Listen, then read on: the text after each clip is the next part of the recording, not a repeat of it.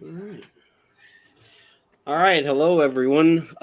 Welcome to another episode of Marketing Guides for Small Businesses podcast. I'm Paul Worthell, and I'm joined by Ken Tecker of Changescape Web and Ian Cannell from Outsource Marketing. And today we're talking with a true SEO expert. Manick Bhan is the founder and CTO of Search, which is an all-in-one SEO platform, and it's used by agencies and enterprise brands like Shutterfly and Link Graph, which is an SEO, mission-driven SEO and digital marketing agency. He's been working in the SEO space for over a decade. He has built 8-figure SEO companies, and he recently launched the first SEO AI automation tool of its kind, Auto SEO, which is awesome. He's a public speaker with past experience speaking at Brighton SEO, AdWorld, and the Traffic and Conversion Center or Summit. He presents on all kinds of topics, including SEO, software development, and AI, among other things. So, Manick, let's jump in. So, first, I guess I'm going to go right to the point. What is your secret to outranking competitors in local SEO, which is different? Okay. Yes, you're going right in for the good stuff. So, okay. In local SEO, the secret to local SEO that I've learned is that it's holistic. And what a lot of people don't fully appreciate is that the same ranking signals that Google's using for web, a lot of them are at play as well in the local maps as well. So things like building backlinks are actually a ranking signal for local. Things like what you do on your website. Specifically, we actually ran an experiment where we didn't touch the GBP at all. We added NLP information, schema markup, and optimized the homepage, which was linked to from the Google Business Profile, and we saw a massive ranking improvement. That was interesting because not everyone fully appreciates that. Obviously, the website is one of those data sources that Google's using for local rankings, right? So what we do to the website does influence the Google Maps. So, I mean, I shouldn't say it's a secret, but because I've been preaching this and teaching this for now many, many years, but I call it the exact holistic SEO framework, and it stands for X is user experience and behavior, A, authority, C, content, T, technicals. When you just kind of optimize all four of those key areas together, you'll see massive improvement. And with Auto, we're able to do that kind of in a very turnkey way. Now, building on that, if I can ask real quick, how important is it to link between your Google Business Profile and content on your website through posts and things like that? I would say in the posts, specifically, the linkage between the post and the website, not important. It is important, though, that you're publishing posts that include the keywords you're trying to rank for. We actually published a case study, I think last week, where we did nothing besides GBP posting, Q&A optimization, and we answered some reviews. But primarily it was the GBP posts, and we saw massive improvement in rankings. But what's interesting is that we've actually learned that not all local businesses rank the same way. There are different ranking signals for different types of businesses. Isn't that interesting? Yeah, so, like a law firm in Google Maps doesn't rank the same way that a coffee shop does. And this blew my mind. You know what, guys, what we did about a month ago, I told my team, let's load up like 20, 25 businesses and let's check their heat map rankings every hour for 2 weeks. And it was a huge geo grid, okay? So we were tracking the rankings every hour for 2 weeks straight. So that's a lot of updates. We did it in, I think, like 10 different cities. And each city we selected, I think, around 5 businesses in different verticals. So like some were pharmacies, some were coffee shop, pizza, law firm, roofer. And guess what we found out? There is a massive volatility to rankings in maps, and it depends on the time of day, and it depends on the day of the week.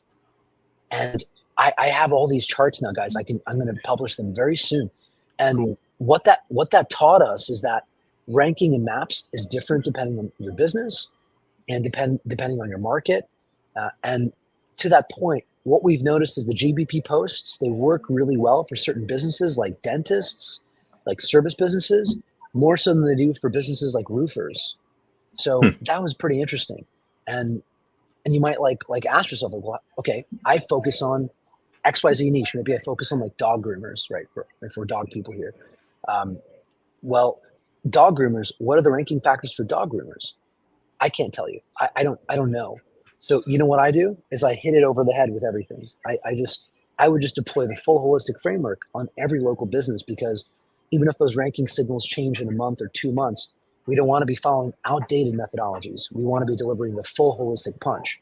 And because honestly, we might as well do it, right? Because we can hit all the signals at the same time. And so even if there are differences between one business type to another, we can still deliver the exact, framework and optimize all of those needles that Google has. Yeah.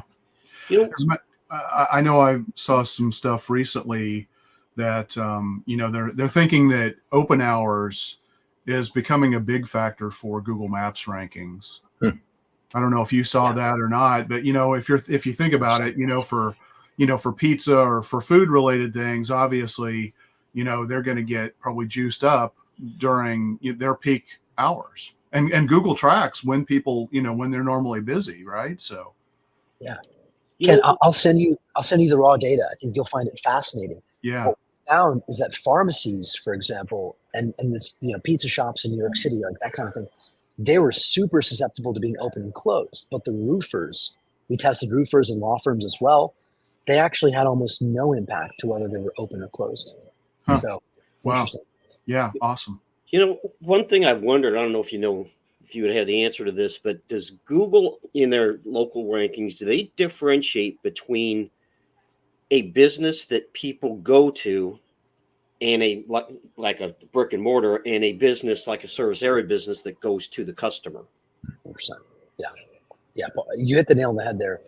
That is really important. I think foot traffic, actual people foot traffic, is behind a lot of the ranking differences. And that's one of our theories. And I'll be honest with you, gentlemen, I don't have all the answers, but I'm trying to learn just through testing and experiments. And what we learn, we share, so we can contribute to the advancement of the overall community of the industry and move the whole thing forward.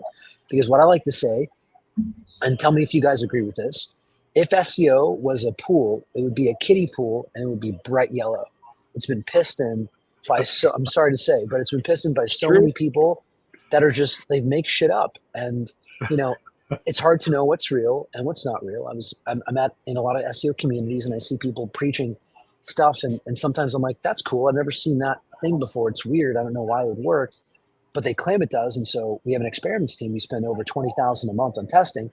We bring that in and we test it, and then it fails. And then I do it 15 more times just to make absolutely sure that it fails. And it fails every time. And we're like, all right, this is it. This is done. This has been myth busted.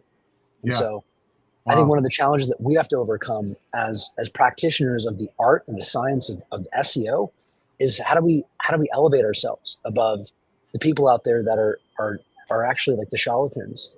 Right. And that's why I'm so focused on case studies, because case studies, the proof is in the pudding. You can see the results, the before and afters. If I know what I'm doing, you should be able to take my technology and replicate my case studies. And if you can't, that's on me, right? Yeah, that sounds like that'd be a good YouTube channel, is myth busting SEO. There's plenty of it. Yeah. There's a lot of fake facts out there about it. You go to the Moz blog, and it's filled with this old, basically the Google book on how to do SEO, which is totally not the reality of it. Yeah. So one thing that I wanted to touch base with you on and see what your thoughts are is around the zero click. What's going on. Rand Fishkin just released an article, I think July 1st, that talked about the fact that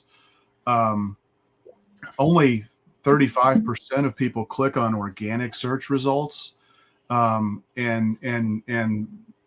there's zero click everywhere, for the other searches, which leads me to the question, which I get. I agree. I've got that same behavior, maybe not in those same ratios, but to me, it seems like if you're a local business, it's critical that you're going to rank in the Google Maps, and you've got to try to win, in the knowledge graph, and in the rich snippets if you can. So what are your thoughts about that, and how can a local business take that on?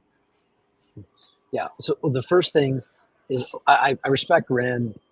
In my early days of my SEO career, I was learning from his research and what he was sharing. But I'm also very skeptical about the data like that is being used for these studies. I wonder how many of those clicks are bots versus not bots.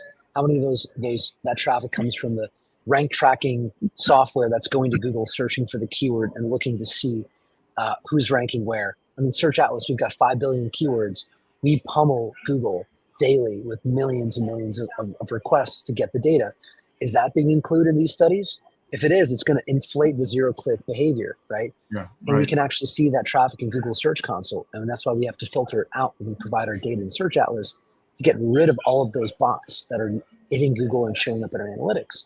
Yeah. So, but that said, I think Rand is right that the user behavior that Google is trying to lean us toward is not having to click into the websites, because that requires more cognitive load, right, than just getting our answers from the homepage, the overview page of Google and the SERPs. And I think that's the natural evolution of search, is to deliver more of those experiences and not have to force users to go and read the individual sites. And that experience is really taking place on informational keywords. Because if I want to know what's the capital of Alaska, I don't need to click on a SERP to know the answer. I just need the quick answer. Right. And so for sites that built their businesses on informational keyword search, I think that's where, if you're looking at your analytics, you're going to see a drop. But I think we have to also remember that the buying journey is not just about the click. It's an omni-channel experience. It's about building our brands, and it takes sometimes 10 touch points or more before people will activate, right? Right. And so it's okay, like if they don't click, but if they see my brand and I'm the originator of that information, and you see our logo, you see our brand there in the AI overview, that's still a part of the search experience. It's still part of reaching our audience with our message, right? Yeah. That Yeah. and Google loves Google. Say that again? I said that and Google loves Google. Google, yeah, they obviously, their incentives are not aligned with ours, right? They're just in it for themselves, of course. And so, like, when we're building our house of houses, we're building a business we care about, it's important to kind of know where the puck is going. And I think that's why we're talking about this stuff. But I expect in local search, like Google Maps is going to be, it's unique and special for many reasons. One is that Google has the best local data of any online company. I don't care if you're done in Bradstreet or your Apple Maps or whatever it is. Google has the best local data, and Google Maps, because the business owner is on the GMB, Google always have the most authoritative first party data around like local search and Google Maps experiences. So I don't think they're going to have a lot of contest around the search behavior around local. And I think for local businesses, they're relatively insulated from some of the changes that are happening to the AI overview experience. There are AI overviews in Google Maps coming, but they're still pretty much the same. It's just a UI tweak. It's still the same thing. Yeah. Hey, Manick, you shared some case studies or some research that you've been doing.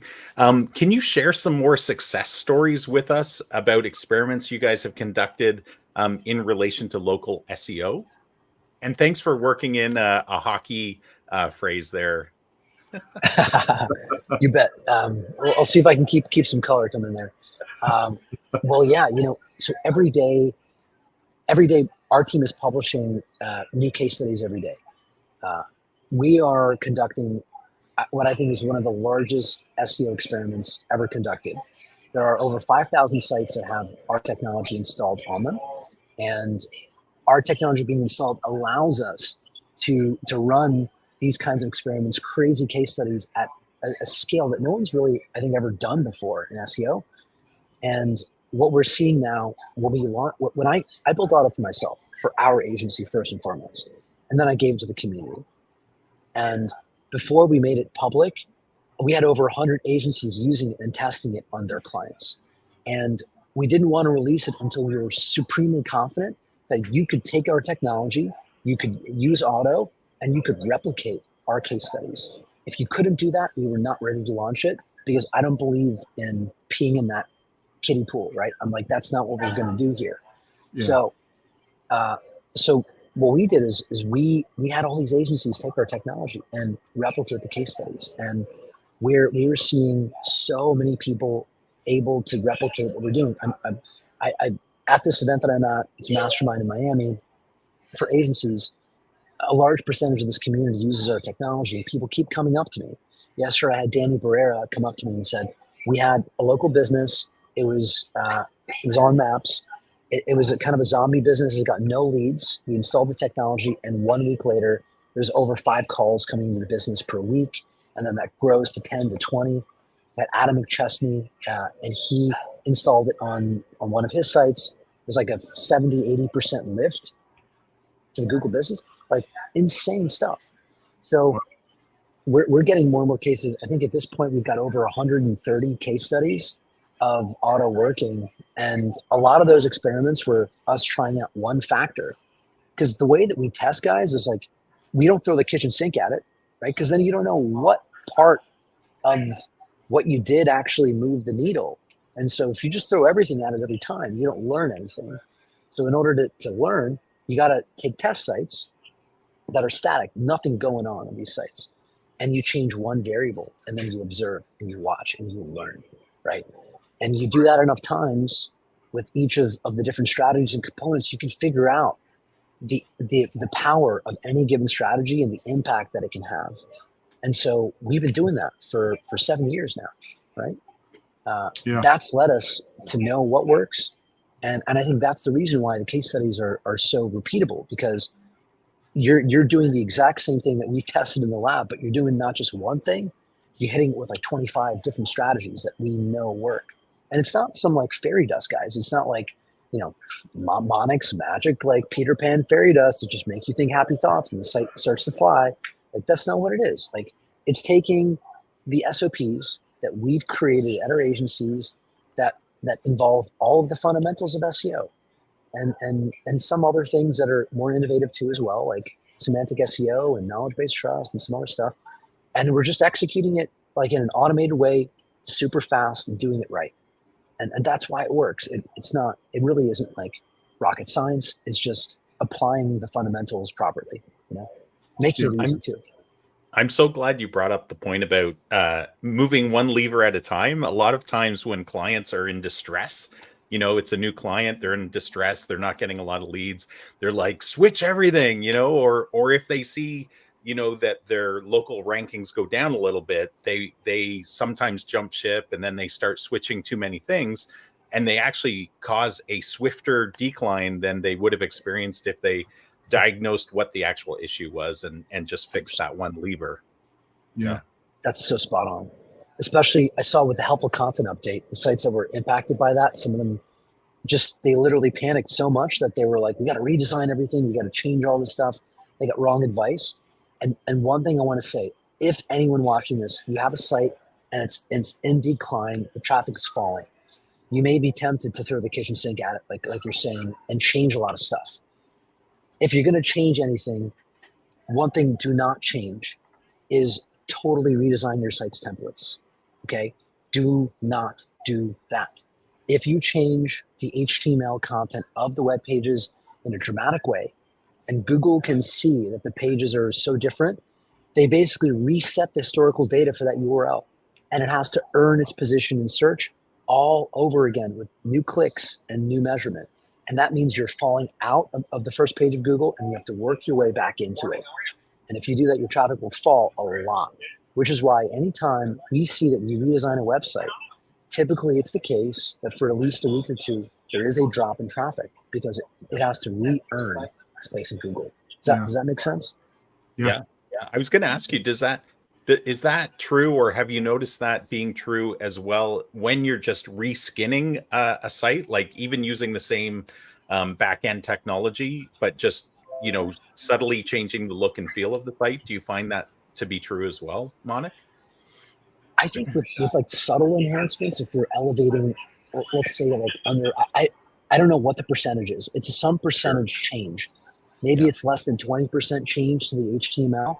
If you're making like a smaller percentage delta over what they had indexed before, then For them, it's just like maybe you added a new content module, or maybe there's a comment box that has new content on it. That's not an HTML change. That's just more content. That's okay.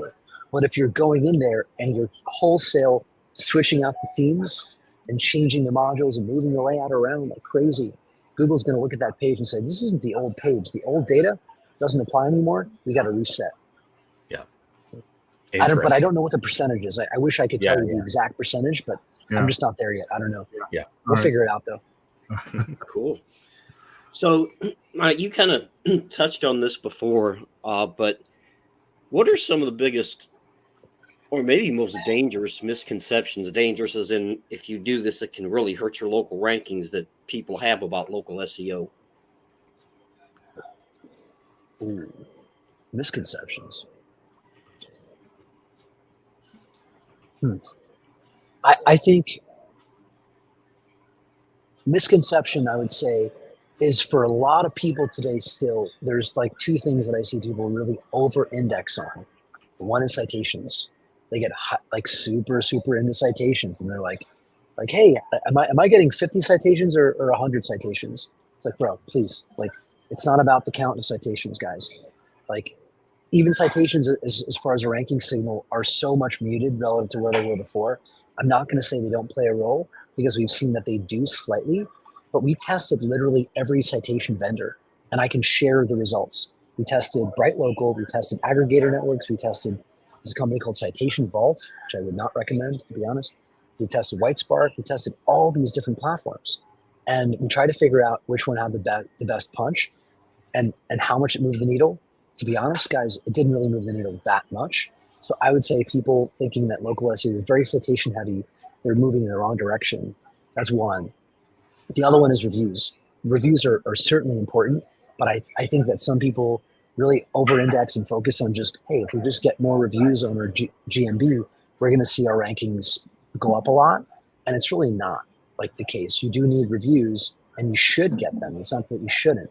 But by all means, if you're just trying to figure out a good local SEO program for that GBP, I would be focusing on the automations around the website and the Google My Business and the posting and the optimization of the content of the Google My Business and the content of the website, and like building backlinks. We've seen this with Signal Genesis, which is a great press release distribution service. Right. Signal Genesis includes the Google My Business in the press releases, and we've seen from running that on hundreds and hundreds of businesses that the rankings improvement can be absolutely incredible. We saw a map that was ranking on average like position 4, a lot of like 2s and 5s in the map. The entire map went to 1s after a press release, and it doesn't happen on every one, but we've seen massive impact from that. A lot of people don't think about backlinks as part of their local SEO program, so just and that's I'm also I should also say I'm vouching for the service because we've used it and it was so effective that we acquired the company, and now we bought them, and now they're a part of Search Atlas Group. Oh, okay. Did not know that. All right. Awesome. Cool. So is that going to be incorporated into Search Atlas at some point? Or is it going to remain a separate platform? It's going to be both. Signal Genesis is staying exactly as it is. We're not going to change pricing or anything on the existing users. We're just actually elevating the product. We're making it better. We're doubling the amount of distribution, and we're also adding some new features which are going to, I think, get better results. And we're also bringing it into auto. So if you've got auto on a website, you'll be able to one-click generate and submit a press release for the business. It's fully AI generated. It's submitted to all the distribution networks and automatically indexed as well. So you don't have to do all of that by hand. It's just a fluid process and like quite cheap. Like press releases for under $50, guys. Yeah. Like super cost effective. Yeah. Awesome. Yeah. We've had Lane on our podcast in the past. So Lane's the man. He's actually becoming our CMO now. So he's, really? Okay. He's a part of the leadership team. Yeah. And Matt as well. You probably saw him in the background. He's walking around. He's here. Okay. All right. Well, tell him I said hi. I will. All right. So, in terms of local search, which we're really kind of focusing on today, you talked about omnichannel, which we love because we're huge fans of omnichannel. How do you see local SEO kind of playing with other things like, Google pay-per-click ads or even social media? Are there drivers that you're seeing from people doing paid ads that are providing any uplift for local SEO? Whether it's social posting, whether it's having, a stronger profile on Yelp, for example, or Home Advisor or whatever, Ian, you can probably provide a good source for, dentists. What do you see there? Well, I think like what I'm seeing is that, so one really interesting vantage point that I get is we serve agencies first and foremost to then serve the businesses.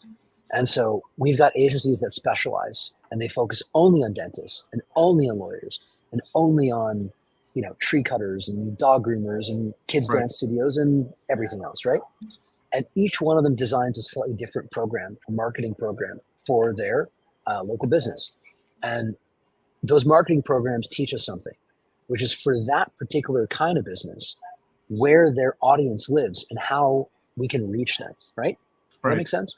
Yeah. Oh, yeah, absolutely. So for the law firms and how the law firms reach their clients, we see that is like there are many channels there where they can successfully attract and bring their ideal customers to their messaging on their website and convert them. And for other businesses, it's just different. So I wouldn't say that there's a single source of truth for all businesses, but we have seen every marketing channel work for pretty much every, with different businesses. And local service ads is one that I've seen work for a lot of businesses because it is native to the Google platform. And Google, as you guys know, the intent behind search is the highest intent for something. If I go to Google and I type in dog groomer, I want a dog groomer for my dog probably today or Right. I want it now. Right. Versus when you're surfing on TikTok or on any other platform where you're kind of passively consuming content in a For You curated feed, that is just not the same level of intent. And that changes the entire equation, right? Yeah, definitely. Do you see anything with? I'm just curious because we're actually a Yelp advertising partner, and Yelp carries really strong intent as well. Because if you're using the Yelp app, you're looking to make a buying decision. So Yelp SEO is a completely different animal, but Yelp tends to rank pretty well in Google searches, with the top lists. And it's also a pretty powerful directory site overall. So what do you see, if anything? I don't even know if you've even really looked at any impact of Yelp, but if you can share anything, I'd love to hear. I honestly, I haven't focused on that area of SEO. And that's why it's great that we're having conversations like this, because we're all teaching each other and sharing light on elements and aspects of this the search is too big for one man. And even as much as, Right. as I can do, I don't have all the answers. Yeah. Well, what's interesting is, a lot of platforms deliver Yelp local data over Google local data. A lot of in-car navigation systems, a lot of voice search. Amazon and Apple tend to deliver that. Apple Maps historically has delivered Yelp local data, not Google local data.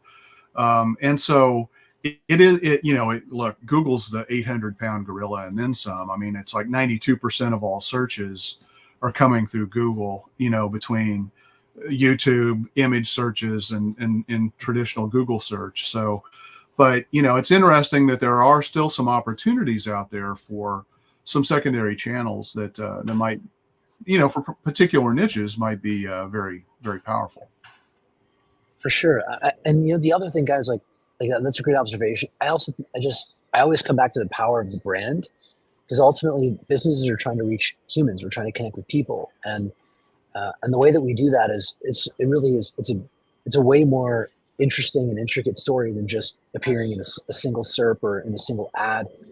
The power of the brand and the power of building something unique that tells a story, doing something even different, right? A lot of things that I see in marketing, like there's the general rules of thumb, but then there's always the exception to it that breaks the entire wheel, right? Right. The standout success stories, and their businesses like, Krispy Kreme, where you're like, these guys, this wasn't a search story. This was a brand story, Yeah, definitely. All right. Awesome. Hey, and we've anybody that's done a holistic approach to marketing understands that SEO, when done properly, is like planting a tree. It grows and grows and grows over time as long as you're investing in it, and it bears lots of fruit, and that fruit continues to grow in capacity and as well as return on investment. At least that's what we find, and we found that very consistently with our clients. But do you have a particular approach, or would you recommend a particular approach, Manick, for local businesses to keep ranking higher? Like just to view what should they be doing from a long-term perspective, even with all the algorithm changes and different factors that continue to make it challenging to continue that course. For sure. The one thing that I see that I think local businesses under index on is that they don't produce enough new content or new landing pages and try to attract more of an audience and expand their reach, right? A lot of them they can do the technical optimizations and whatnot, but there's an important equation. I call it's just the simplified Google ranking equation. Organic traffic equals ranking potential times ranking signals. Ranking potential comes from having content that Google can show you on Google search for different keywords. If you have 0 pages, your organic traffic is 0. If you have 1 page, your organic traffic is low. If you've got more pages, your organic traffic can be higher. So one thing that every business needs to do is to actually figure out its audience on search, creating content to put in front of them. So one thing that we're always trying to do to empower people using auto and search algos is how do we get you to make it easier to publish content to the site, whether it's a blog content or new geo-targeted landing pages or new service pages for the website. We got to push more content onto that website. And by doing that, we show up for more keyword search that boosts our ranking potential, but it also boosts our ranking signal. And part of the ranking signal is our authority. And Google actually has a way of measuring that has nothing to do with backlinks or reviews. It's what they call knowledge-based trust. So let's say it's like a plumber. By creating content on our website about the plumbing niche, about emergency plumbing, about the different kind of gaskets. I don't know. I don't know enough about plumbing, but you guys know what I mean. If you can master the niche with your content, you boost your knowledge-based trust, and you will actually be able to see there are sites that make it to page 1 of Google, the topical authority alone with no backlinks at all. Actually, one of my case studies I published last week is a client that we did that for. By just building topical maps and deploying local topical maps for that brand, we were able to get them to page 1 of Google with a DR of an Ahrefs DR of like 1, right? Which means like almost no backlinks. Yeah. That's, it's pretty crazy, right? Yeah. Wow. So what do you see as importance in terms of local content for local search? Location pages, information about, local charities that you're working with or public events or, anything like that. I mean, obviously we're also huge proponents of creating more and more content, but I think one of the things that's typically overlooked is local content that needs to be added to the website.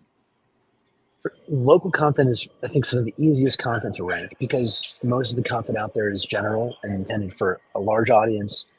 But if you're creating localized content about, here I'm in Miami. So if you're looking for like Miami roofers, but even more specific, Miami commercial roofing, Miami siding, Miami whatever, the more local you get with those keywords and those pages, the more likely you can show up on Google search for those keywords and get that traffic. So I think to your point there, Ken, getting those local landing pages, those local service landing pages, getting those on the website, we've actually seen, like if you drop the heat map and you look at the rankings in a large area. So if we're in Miami, being able to look as far north as like Boca Raton or as far south as, I don't know, Key Largo or something. If you have those service pages on the site that include those cities, you will see your rankings will improve in those parts of the heat map. Which are really far from the center of your business. You can actually boost the rankings by having that content on the website. So strategies like that, strategies like building a glossary of terms. A lot of people don't talk about it, but glossary of terminology is a really powerful way to add the vocabulary of your niche to your website. Yeah. And the way that we've approached it is when we figure out what the keywords are that you're trying to rank for, what we try to do is rebuild the knowledge graph of information around that keyword that Google has, and take that knowledge graph of terminology of what they call entities, is their term for it, Yeah. and put that as a glossary on the website. And by putting that on the website in a factual way, we can really, really amp up the knowledge base trust of the website, and it will rank a lot better in Maps and on Google search. It's kind of a hack, but it works. Yeah. Awesome. So we talk about holistic approach, and you talked about a holistic approach to ranking and SEO and marketing. So do you have a definitive list of preferred tools and software to help with that? Well, yeah, I mean, pretty much the only tool that we need to use for this anymore is just Search Atlas and Auto. Every important component of the holistic SEO framework that we identify, like, we've got a huge engineering division, so we just build it into the product. We used to, once upon a time, we were users of Ahrefs and SEMrush, and we're using Surfer SEO, and we're using Pitchbox for outreach, and we're using Screaming Frog, and all these advanced, like, expensive crawling tools like Botify, which are like $25,000, $50,000 a year. And our total tech stack for all of our tools, and I'm not including like HubSpot, which we were paying $5,000 a month for just for that, right? Just the SEO stack was like probably like almost $5,000 to $8,000 a month, right? And like, yeah, like, we paid it because it gave us an edge, and we were able to get better results, and we were using it to deliver a more holistic framework. But as we kept going with it, every time our team grew, we were having to upgrade this account to the enterprise plan. They just gouged us. So that's why, like, basically 5 years ago, we started building our platform for ourselves first. And now, to be totally frank, and I want to be authentic and real with you guys, but we really only use Search Atlas now. We don't need to use any of the other tools, because for the ones that actually matter, like Ahrefs is actually a really good platform with their backlink data and their authority scoring system. Moz, domain authority, we have the API and we use it, but it's terrible. And SEMrush, their site authority scores are garbage. But Ahrefs domain rating is very good. And Majestic has also some really interesting metrics like trustful and citation flows. So we actually use those data sets from those companies and give them in Search Atlas. But we don't need to actually use the platforms themselves, but we just use those specific metrics that we found are important. Yeah. It's getting rowdy over there, huh? Well, you mentioned hockey earlier, so A couple wild cards here. So one of the things that with the rush of AI that's been happening is that I'm starting to hear a lot of people talk about their tools, and even SEOs are saying SEOs now set it and forget it. I think that's really dangerous. I think there are components, there are objectives that you can accomplish with to a large extent with that. But can you talk about what your thoughts are about the set it and forget it mentality? I think it's pissing in that kiddie pool. Mm-hmm. Yeah, there's a lot of like AI plus SEO tool. There's a lot of companies leading into that messaging of like, we're the AI plus whatever. And a lot of these tools are like, they're not great. And a lot of people claim that, hey, this is like an AI SEO system, but it's not. It's not a solution. It's just like it's a hack, and it doesn't even really work. And it's hard to know what's real and what's not real. And so what I would advise people to do is follow a community of people that's pursuing excellence in this field of study. And potentially follow multiple communities, multiple people that are sharing real case studies and real research. If someone is talking about, like, for example, people for a long time thought local SEO and Yext, all you got to do is just buy Yext, and that's local SEO, right? Right. Right. And yeah. And like, that's like 3% of it or less, right? So it's dangerous. To your point, it's dangerous, and I think there's a big education gap between the people that really understand it and the ones that don't.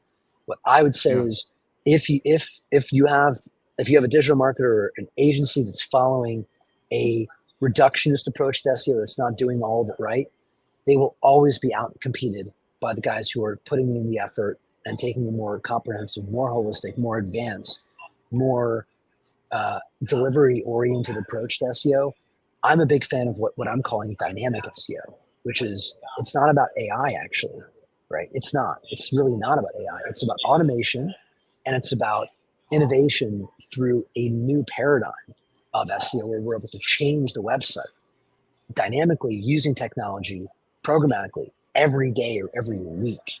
But that's not an AI story. That is a unlock about how the algorithm works and how we can improve our websites for Google. And AI is a part of how we get there, but it's not the whole thing. It's not about AI. Right. Yeah. Yeah. And you know, I mean, AI is not 100% accurate, you know, nor are humans, you know, so I think it's still really healthy to have people with strong, deep SEO understanding evaluating, you know, look, AI is helping you get there a whole hell of a lot faster. And it's giving you ideas about things that you never even would have uncovered because there are just too many distractions in the world. So it's a massive productivity gain, and it's actually liberating really good SEOs to work on more important things. I think that's exactly right. It's not about, some people think that like it's about replacing people. It's not really about replacing people. It's about up-leveling them. It's about allowing them to think and function at a higher level, to be more strategic, to be more creative, at the agency level, to communicate with their clients, to talk to them more, and to also step into that strategist role where we're looking at their business strategy, their business model, the overall comprehensive approach they're taking to search, and advising them at that level, not manually updating meta descriptions and titles, and going in and fixing image alt text and copying and pasting content, loading and CMS, all this stupid, painful drudgery. It's like just you want to gouge your eyes out doing this kind of work. It's about eliminating that type of stuff and just allowing us to be more creative. Yeah, which that work is important, but if you can get it taken care of very efficiently with the right tool set and having somebody oversee that's actually being done properly, is huge. Yes. So, yeah. Okay. And this, I look. You go ahead. I was going to say just that it's like a spaceship, or it's like a Lamborghini, but the Lamborghini doesn't move until you sit down in the seat and put your foot on the accelerator and grab the wheel. Right? There's got to be someone in there who understands what they're doing, and there are levels to that, as you guys know. Yeah. Absolutely. Yeah, you still need a good operator to make the tool work well and to get the most out of it, right? Yeah. So Manick, this leads really well into the next question, which is pull out your crystal ball, which is really just looking at the trends that you're observing. What are your expectations for the future, whether it's near future, a year down the road, 5 years down the road, which might be too far out, as we all know, but what are your expectations for the future of local SEO? I think local SEO will probably change less than other aspects of SEO and digital marketing. Given that I think the local maps experience is already pretty dialed in. The product doesn't really need to change. The experience is already really good. I think what we'll see, what we're going to see is Google's going to be a fast follower. They're not going to be an innovator. They're not going to be the tip of the spear. Other companies like Perplexity AI, ChatGPT, Claude, like the ones that specifically ChatGPT and OpenAI, they want to move into the search direction. They want to build a search product. And a lot of people out there are very fatalistic about this. They're like, oh my God, Google's not going to be the dominant search engine. People are using ChatGPT instead of Google. Wrong. If you look at user behavior, actually, the amount of people using ChatGPT is down by 40, 50% versus where it was. It's like any shiny penny. Things have their course, and a hype wave, and then people come back to their senses. So I actually don't see ChatGPT really competing with Google over search. I think Google also, remember, they've perfected vertical search for hotels and travel and every like niche of search that they could. They built a unique experience to make it better and to make it faster and easier. And they've been doing that, guys, for like what, 20, 30 years. So Yeah. like they put the time in. ChatGPT, like they've got the data that Google now has that they're servicing in SERPs, but they don't have the specialization in each of the verticals, and they also don't own the market. 92% already owned by Google. So I think we're going to see companies like that, like try to say, hey, we're the next Google, we're the next big thing, but to improve and evolve upon the question and answer experience, which is what Google fundamentally is a UI UX tweak, and Google will simply take what other people are doing and seems to be working or seems to be good or better than what they have, and they will replicate it, but they will be fast followers and not the ones that are radically recannibalizing the search experience. I'm not going to do that because they don't need to do that. Yeah. So Yeah. I actually don't think that too much of that is going to change. I do think that SEO, people are going to be more focused now about how do we get our content into the large language models, because that's not an automatic thing. And so figuring out how does SEO also now include more than just Google or Bing or DuckDuckGo, but like how does it also encompass the LLMs? That's going to be a really fascinating new frontier of search, is how do we also create visibility in the large language models? Yeah. Cool. Absolutely. Yeah, that's going to be interesting to see how that evolves. But yeah, so we've talked about this holistic approach that needs to be taken in automation, and I think something people need to understand, and we've kind of talked about it in other podcasts, is a lot of business owners they'll go find some free tool and they're going to do something themselves. It's like, first of all, if you're using a free tool, it's probably not that good. And second of all, you have to understand the data that comes out of there. If you don't have an understanding of the data, you're going to make bad decisions. For sure. So yeah, I don't use any free tools, to be honest, because you're right. Like part of the economic equation is by creating value for users and charging for it allows you to reinvest and keep innovating. If Search Atlas was a free tool from day one, we would never have been able to get here, right? So you do kind of get what you pay for, right? Yeah, absolutely. No doubt. And then you have to take the time to learn the platform as well and understand what it's telling you. Yeah. Yeah. I mean, it's amazing, when you look at everything that's inside a Search Atlas. I mean, all three of us on this podcast, and Jeff, who's normally with us but couldn't be here today, we all have been doing this for dozens of years, and it's awesome to have a tool that brings it all together. And I love what you guys are working on to create that all-in-one experience, because it's so needed. I mean, HubSpot started it, with just a digital marketing platform overall, which was revolutionary, and it brought about this whole rush of digital marketing becoming so important. And even if people weren't using the tool sets, they're like, oh my God, we can actually finally start getting some of this stuff working together. And then you've got tools that provide CRM and operational experience and whatnot, like high level. And now you guys are coming on strong, have been strong for the all-in-one SEO. So that's fantastic.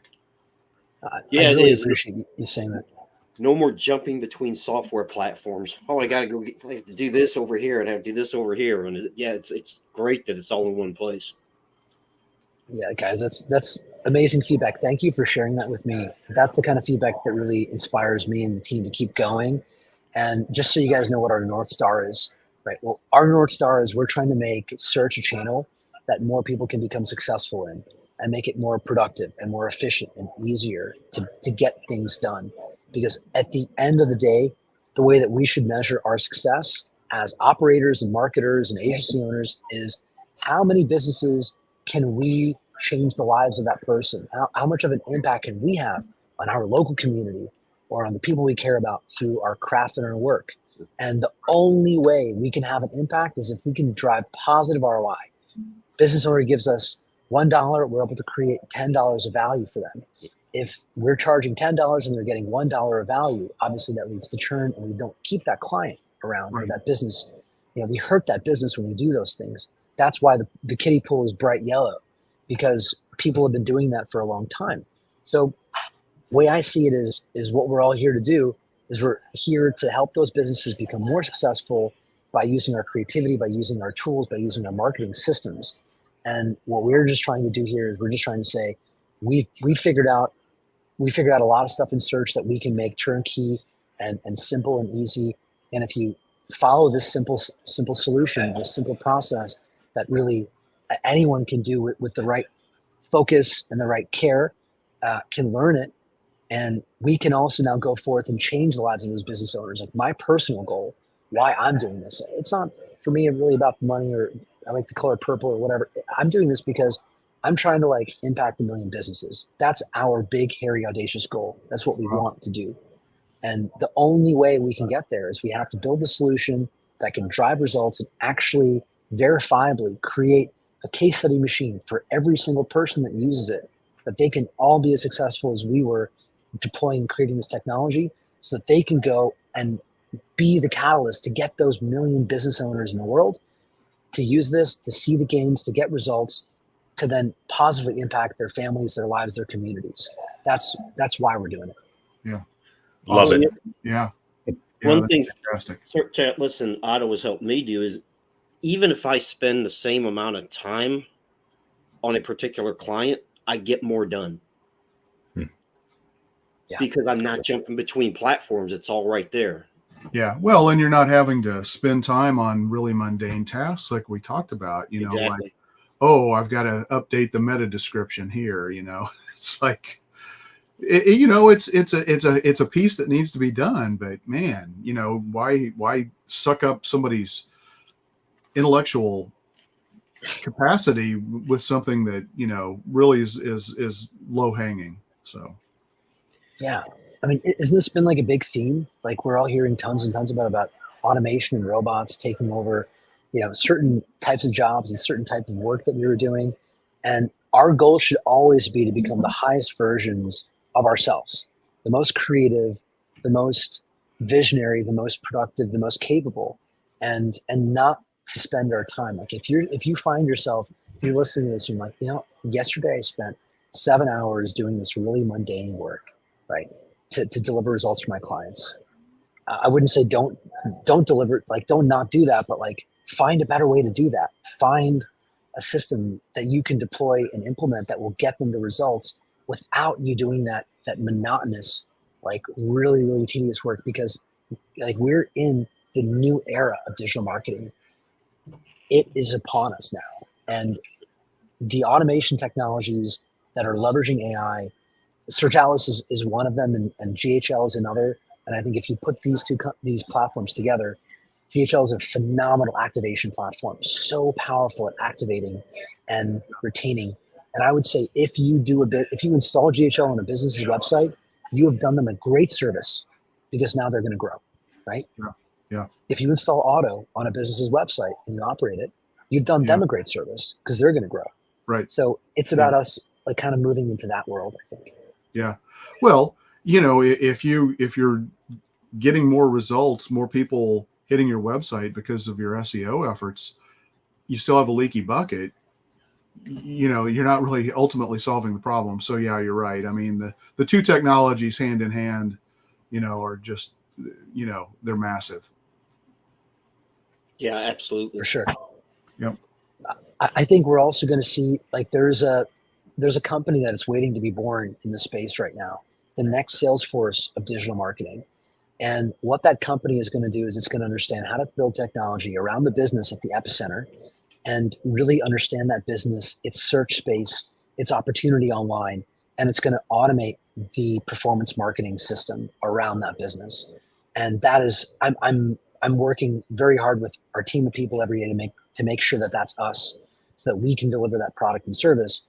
SEO is just the beginning of where we're going. Obviously, it's where I love SEO. It's been a big part of my life for a long time, and I know you guys too. You guys love SEO as well, right? Yeah. But PPC, like you talked about the local ads, that's another powerful way to create positive outcomes for businesses where we can really help them grow fast. We're already working on auto PPC, so that will be coming soon. And wow. importantly, like if you guys have run Google ads, when you get a call from a Google ad rep, what are they going to tell you? They're going to say, Increase your Hey, budget. more. yeah, spend more, increase your CPCs. Well, like you're limited by budget, like add another couple $100 to that daily budget, right? That's all they do. And they're not even employed by Google. They're employed by third-party firms. They're reading from a script. You can't give the keys to the fox, right? To let them into the, hen, The hen house. whatever the expression Hen house is. or Yeah, whatever, the hen house. Yeah. Exactly. Yeah. So we got to have our own technology, right? That we know serves and optimizes for the business at the center. And that is never going to be the marketing platforms. It's got to be a third-party platform that cares and optimizes the equation for the business and not for Google and not for Facebook and not for YouTube. It's got to optimize for the business. So looking forward to it, Manick. Yeah, absolutely. Yeah, Google ads are a pain. For sure. But no, this is a great topic. Mike, thanks for being here. Really appreciate your insights. Any final thoughts from anyone? Final thoughts, I would just say, guys, just remember the why behind why you got into this business to begin with. Work toward building a better business for yourself and for your clients every day. Don't get lost in the sauce. Don't over-index on the wrong stuff. I would say focus on building a better business and having a bigger impact in the businesses you serve. And if that's your North Star, I think you're going to see the greatest success coming in the next 1 year, where the automation technologies and the AI are going to be like the wind in your sails if you have the orientation. So that would be my advice that I would give anyone listening to this. Okay. Awesome. Awesome. What's the best way for folks to get a hold of you? I'm an easy guy to get in touch with. Find me on Facebook, add me on Facebook, Manick Bhan, easy to find, or Instagram. And I'm also I answer all my own messages. So if you connect with me, it might take me some time, but I will get back to you. Yeah, I can vouch for that. All right. Awesome. Thank you. Awesome. You guys rock. And thanks for doing this. You guys have a great community. You guys have a great show. And thanks for empowering businesses and digital marketers to become a little smarter at what they do, especially tell the local SEO story, because it's going to be so important over the next couple of years here. So keep doing what you're doing. All right. Thanks. Yeah. You taking this out, Paul? No, I'm going to let you do that. You do that. Oh, okay. Well. Yeah. Well, thanks, Manick, for being our special guest today, even when you're at a live event. So that's awesome. We really appreciate that. And you got great noise cancellation on your headphones there. So good job. And thank you to our listeners and our viewers for joining us today. Tell your friends, your colleagues, other businesses about this so that we can start to spread the word even further. And until next week, guys, keep calm and market on. Thanks. Love it.